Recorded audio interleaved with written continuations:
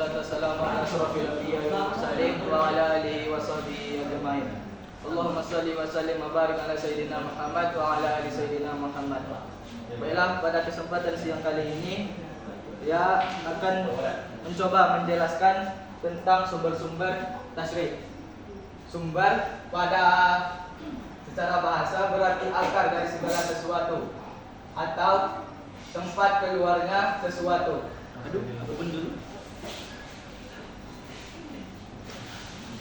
Sedangkan tasyrih berarti hukum Islam.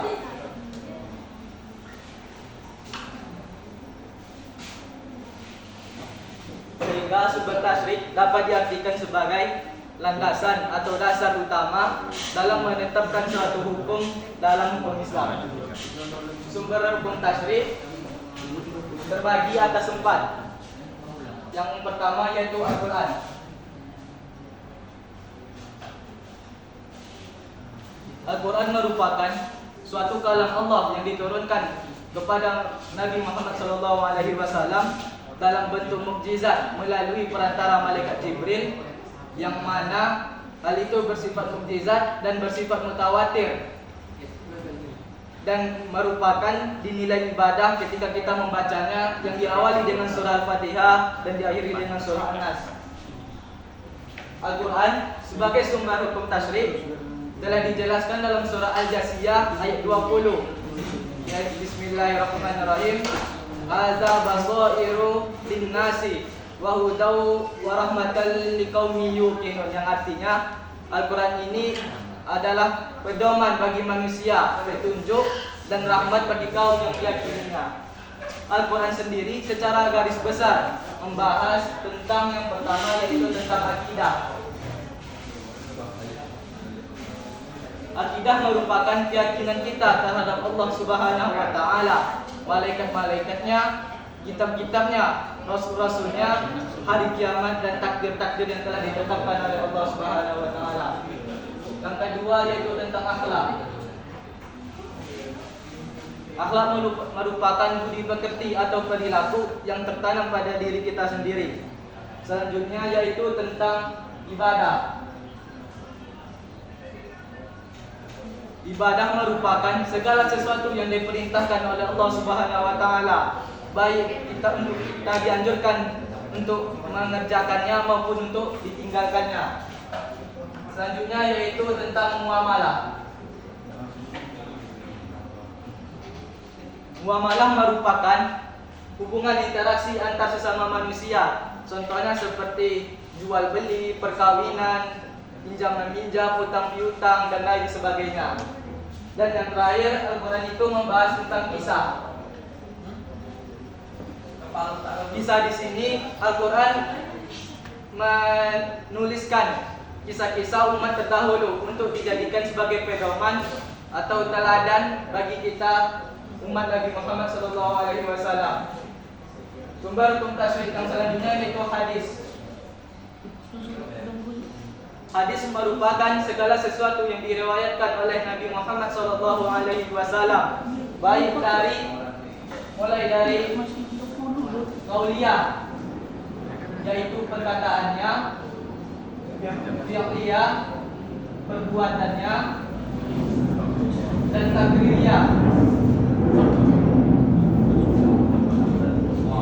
yaitu persetujuan atau diamnya Nabi Muhammad SAW. Al-Quran dan hadis ini pada dasarnya tergolong dalam wahyu, yaitu sama-sama memiliki makna yang berasal dari Allah Subhanahu wa taala. Hanya saja Al-Quran itu maknanya dari Allah dan lafaznya juga dari Allah, sedangkan hadis maknanya dari Allah dan lafaznya berasal dari Nabi Muhammad SAW. Sumber hukum Islam selanjutnya yaitu ijma'. Ijma' artinya adalah keputusan para mujtahid yang dilakukan secara bersungguh-sungguh dalam menetapkan suatu hukum setelah tiadanya Nabi Muhammad SAW. Ijma' sendiri terbagi atas 2, yang pertama yaitu ijma' sharih dan kedua ijma' subuti. Ijma' sharih adalah ijma yang mana hasil keputusannya itu seluruh ulama sepakat terhadap keputusan tersebut. Contohnya seperti pengharaman terhadap narkoba atau narkotika. Seluruh ulama sepakat bahwa narkoba itu hukumnya haram. Yang kedua yaitu ijma sukuti. Ijma sukuti ialah hasil ijma yang mana keputusan tersebut ada sebagian ulama diam, yang berarti tidak menolak maupun tidak memperkuat keputusan tersebut. Contohnya seperti kunut. Imam Syafi'i menganjurkan kita untuk melaksanakan kunut pada waktu melaksanakan sholat subuh. Tetapi imam yang lain tidak menganjurkan, tapi tidak juga menolak keputusan tersebut. Selanjutnya, hukum selanjutnya yaitu qiyas. Qiyas artinya mensamakan.